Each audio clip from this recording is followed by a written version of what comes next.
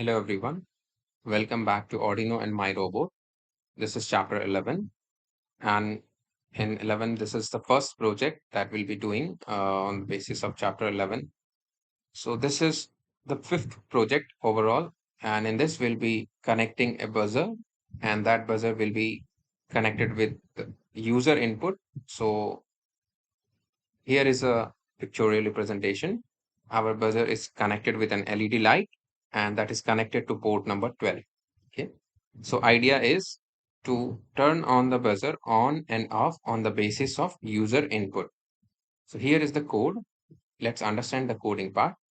So to make the computer or the Arduino board understand that we'll be using communication in this, I have written serial.begin 9600. Okay. Then we have written on what pin we have connected our output, that is LED and buzzer. It's connected on number 12.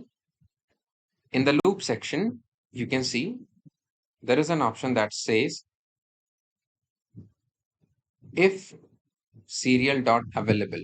So here, if serial dot available means if is a condition statement, and if serial dot available is a function that checks if we have used serial dot begin at setup space, means if there is a communication, if there is going to be some communication with this Arduino board.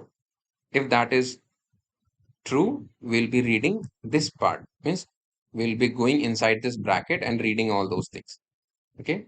So now if there is no communication, means if I have not written here serial dot begin, it will not be true. So for making this line as a true, this statement as a true, we have to write serial dot begin 9600 in setup part. So I have written if serial dot available. That means if I have already written serial.begin, then go inside. So since I have already written, I'll be going inside, get into this bracket, string. So this is a data type. Data type means it is a uh, specifier that tells what kind of data or what type of data we are going to use. And this buzzer is the name of this string.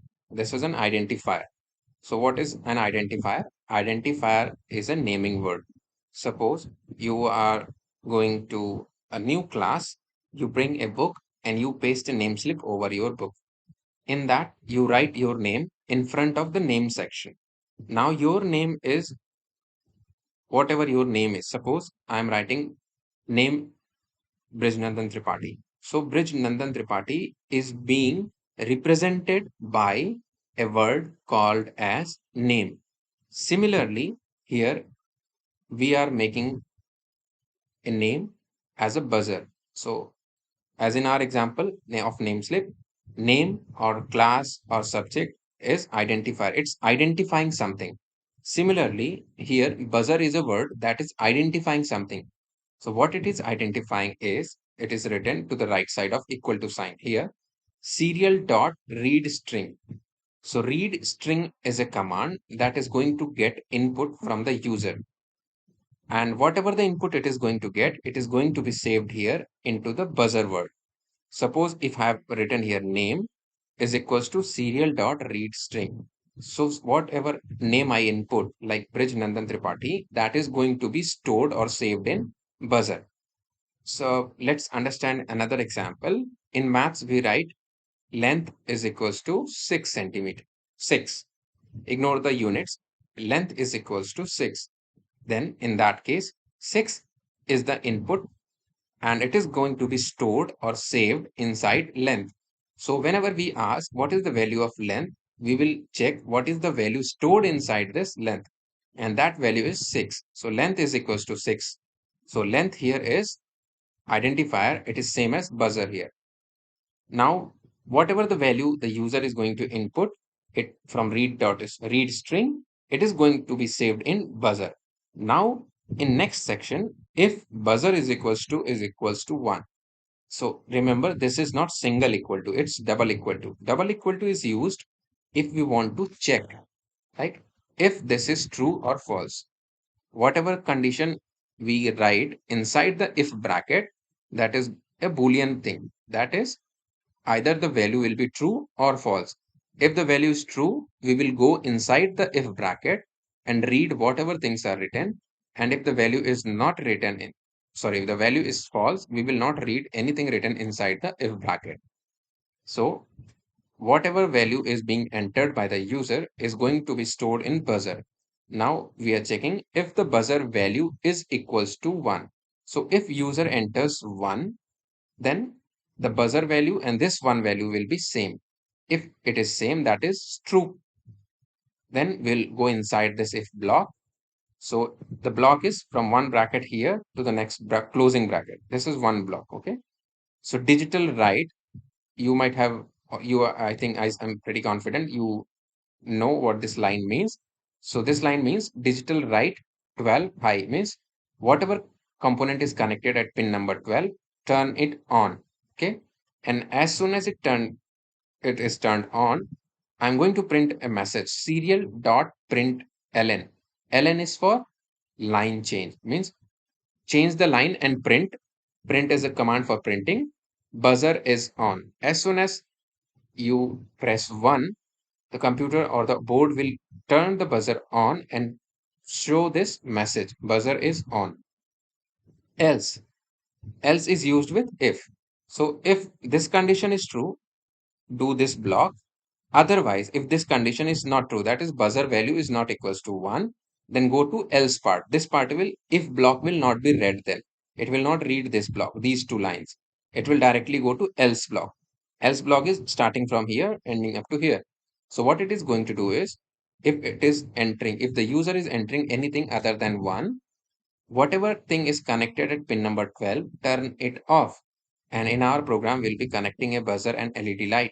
So and after that, turning it off, you will print ln, change the line and print, buzzer is off now. So this is the basic code explanation.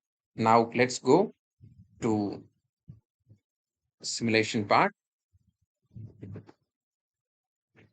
Okay, so I'll just go back since I have already made it. So here is buzzer with LED. I'll click tinker this. Now it will show me the exact circuit layout which I have already made it. So here I have connected one LED, one buzzer and one resistance. This resistor is connected with my LED, which is further connected with buzzer. So I hope this circuit is clear to you.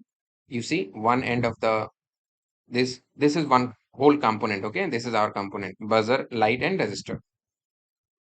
So one side is connected to positive terminal, here black one, and one side is connected to negative terminal.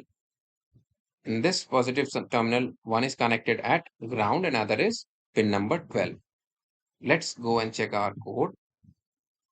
Let me make it smaller so that it's visible.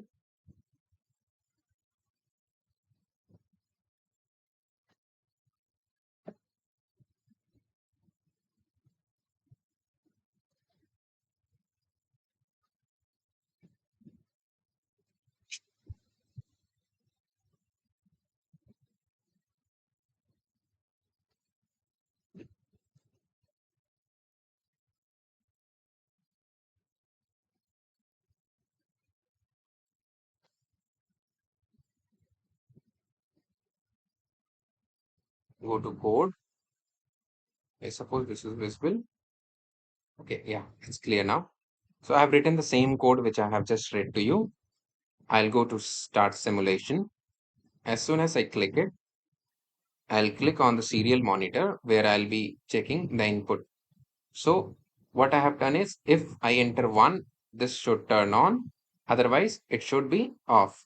So I'll click 1 and I'll get my buzzer started and a message that will come as buzzer is on, because if I enter 1, this is going to be from here, it is going to take the input, then it is going to store in buzzer, then it is going to compare, and if it is 1, the light and buzzer will glow, and if it is other than 1, it will stop. Okay, I'm going to enter 1 and press enter. So you see this is light is glowing and I don't know exactly if you can hear the sound of buzzer. If not, then you can make this simulation at your end and you can check it. Now, if I want to turn it off, I'll enter 0. So it is turned off. I'll press 1. Again, it's on. The message is there and I can hear the light bulb and buzzer. Now, if I enter true, any other values like I am entering 2 or any alphabet, let me enter alphabet, send. So it is off because it is not 1. So if you enter anything other than 1, it will be turned off. Okay. So this was the project that we did with buzzer with user input. I hope this was clear. And if not, just drop me a message on the app. We can connect with each other and then we can discuss exactly what things you do not understand. Okay. For now, that's all. Thank you.